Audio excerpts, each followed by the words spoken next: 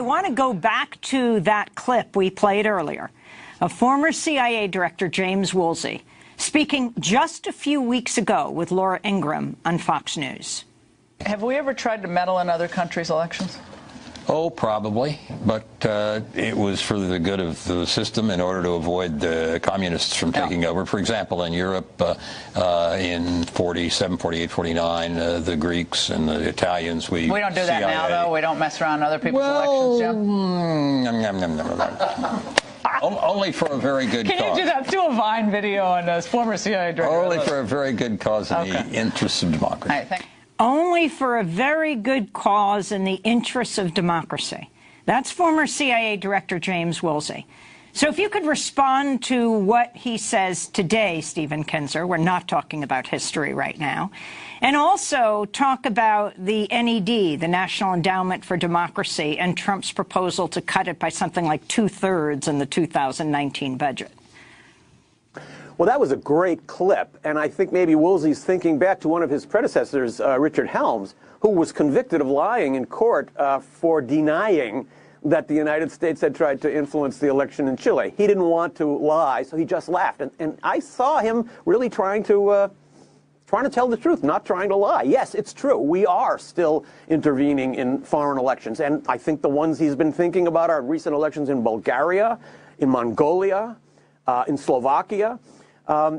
The National Endowment for Democracy, which you mentioned, has taken over many of these functions from the CIA. It's a pretty unknown agency, but it was founded by President Reagan in the early 80s for a particular reason. You'll remember that at that time, the CIA had been suffering from many scandals and it couldn't operate the way it used to. So how are we going to influence foreign elections? Well, we established this National Endowment for Democracy, which is now funded at over $170 million a year. And that's all it does. It interferes in the politics of other countries.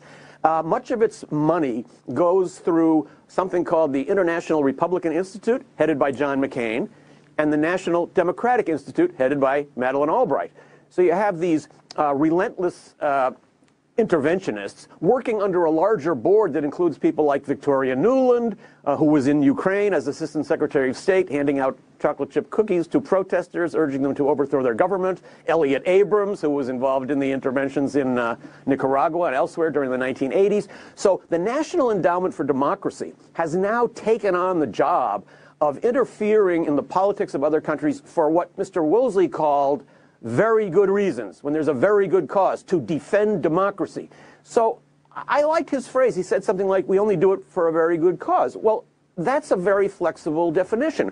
Every country can define what a good cause is from its point of view. So if you feel that you have the right to intervene in the politics of another country and try to shape the results of its election because it's a good cause, then you have to realize that other countries will make the same rational calculation. We cannot be outraged when other countries are doing on a smaller scale what we've taught the world how to do over more than 100 years. Which takes us, of course, to Russia and Russia's intervention in the United States elections, the allegations of them and what they're doing. So take this to the modern era when we're talking about cybersecurity, when we're talking about interfering with elections, other countries, and the response of the U.S. to Russia doing this. I think the outrage at Russian interference is a lot of crocodile tears. It's not a good thing. It's not good to intervene in the elections of other countries. But it's not something that's ever going to go away. It's something the United States does relentlessly. And I would pull back a little and ask ourselves, do we really think that Russia shaped the outcome of this election? Did Russia tell us how to vote? Did Russia pour money into opposition groups or political groups the way we do in other parts of the country?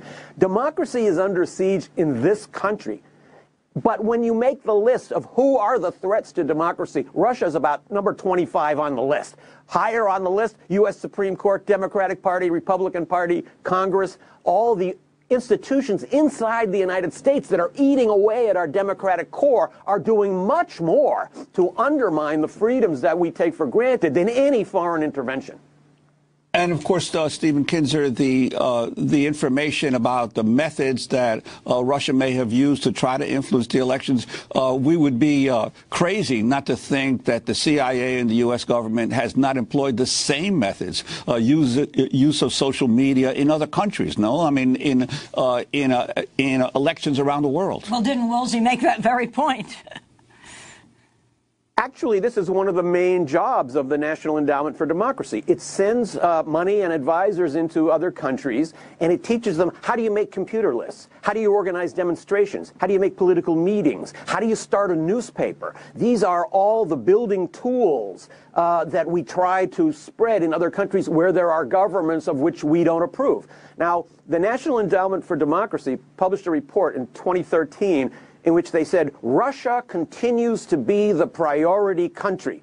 Soon after that, the Russians banned National Endowment for Democracy from working in Russia. Now the NED is working in all the countries around Russia. It's working in Kosovo and Serbia. It's working in Moldova. It's working in Ukraine. It's working in Belarus. So we are trying to foment anti-Russia movements in countries all around Russia with the aim, ultimately, of having the big prize of somehow being able to turn Russia into a country that would be subservient to Stephen, our we have less than a minute, but you recently wrote a piece about the U.S. political institutions, FBI, CIA, State Department, so often targets of progressives concerned about these institutions now being targeted by Republicans. Can you talk about this shift in the last 45 seconds?